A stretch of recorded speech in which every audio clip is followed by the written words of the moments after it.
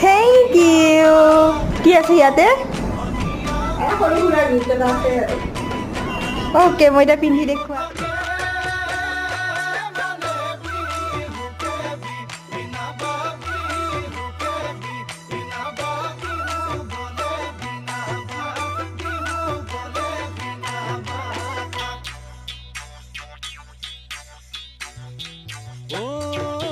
জানৈ শুনৈ সৰু মাই দেহ মাই কুলিয়ে ঐ বিনালে